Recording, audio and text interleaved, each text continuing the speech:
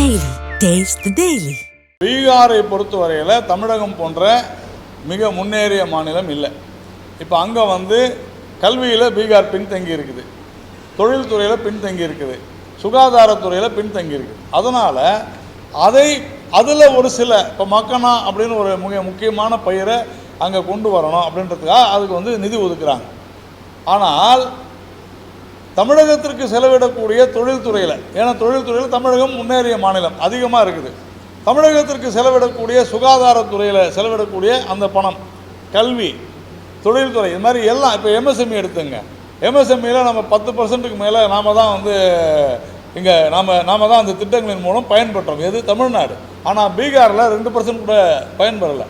அப்போது இது நீங்கள் அப்படி கம்பேர் செய்யக்கூடாது. ஒரு மாநிலத்துக்கு இன்னொரு மாநிலம்னு அப்படி செஞ்சீங்கன்னா தமிழகம் தான் அதிக நிதியை பெறும் எல்லா திட்டங்களிலிருந்தும். நீங்கள் உதாரணத்திற்கு பீகாரில் கடற்கரை கிடையாது. அப்போ மீனவர்களுக்கான திட்டங்களில் அதிகமாக யார் பயன்பட போகிறாங்க?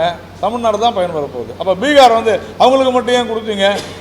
அவங்களுக்கு நீங்கள் 1000 கோடி கொடுத்தீங்களா, எனக்கு 1000 கோடி கொடுங்க கேட்பாங்களா? இது என்ன லாஜிக்? இது ஒன்று வேண்டுமென்றே பேசுவது, இல்லை என்றால் தெரிந்து கொண்டே இல்லை தெரியாமல் பேசுவது. இது தவறான விஷயம். இது அந்த மாநிலத்திற்கு என்ன தேவையோ அதை சிறப்பாக நாம் கொடுத்தால் அதற்கு பெயர் தமிழகத்தை புறந்தள்ளியதாக ஆகாது. நான் சொன்னேன். எவ்வளவு விழுக்காடு மொத்தமாக வருகிறது? தமிழ்நாடு அட்வான்ஸ் ஸ்டேட்டுங்க.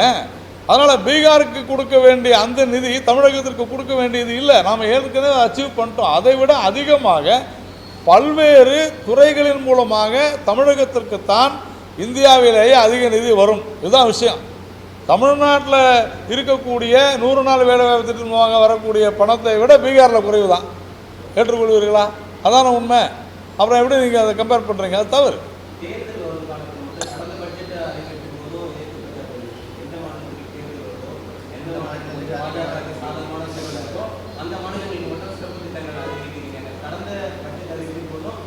கரெக்ட். அப்போ என்ன செய்யணும்? ஒரே நாடு ஒரே தேர்தல் சொல்லணுமா வேணாமா? எதிர்கட்சிகளை ஏன் செய்யலை? நாங்கள் தானே சொல்கிறோம் ஒரே நாடு ஒரே தேர்தல் சொல்கிறோம். நாங்கள் தான் வேணாம் தானே சொல்கிறோம். தேர்தல் அப்பப்போ தேவையில்லை, ஒரே நேரத்தில் தேர்தல் நடத்துவோம் அப்படின்னு சொல்கிறோம். எதிர்கட்சிகள்லாம் சொல்கிறாங்க அதெல்லாம் கூடாதுன்றாங்க. அப்புறம் இந்த மாதிரியாக வரும்பொழுது ஐயோ தேர்தல் வருது, இது அரசியலா இல்லையா? இதுதான் அரசியல். அதை தான் வேண்டாம் என்று சொல்கிறோம். இல்லைன்னு சொல்கிறேன். நாங்கள் தேர்தலுக்கு அறிவிக்கலைங்க.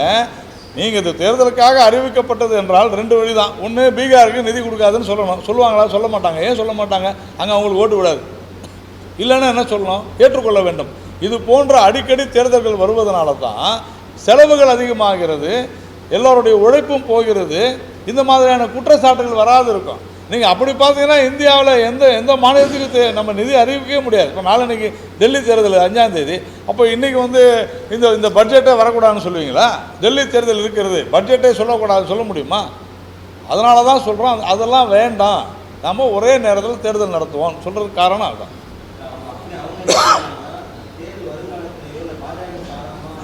சார், தேர்தல் ஒவ்வொரு 6 மாதத்திற்கும் வந்து கொண்டே இருக்கிறது. அது எப்படி செய்ய முடியும்? இந்தியாவிற்கான பட்ஜெட்டில் இது ஆர்டிகல் 370 மாதிரியா? இந்தியாவிற்கான பட்ஜெட்டில் பீகாருக்கு எந்த பணமுமே கிடையாதுன்னு சொல்ல முடியுமா? இது என்ன நியாயம்? அதுக்கு பேர் தான் சமூக நீதியா? சார் இல்லைங்க, பீகார் கேட்டு போன வருஷமே கேட்டாங்க.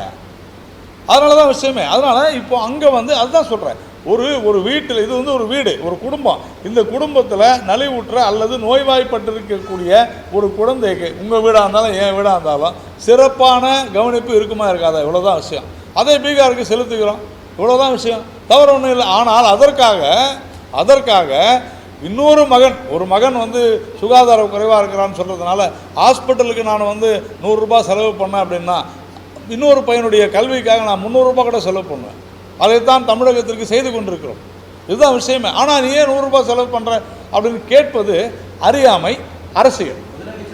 பாதகம் செய்பவரை கண்டால் நாம் பயம் கொள்ளலாகாது பாப்பா. மோதி மிதித்து விடு பாப்பா, அவர் முகத்தில் உமிழ்ந்து விடு பாப்பா.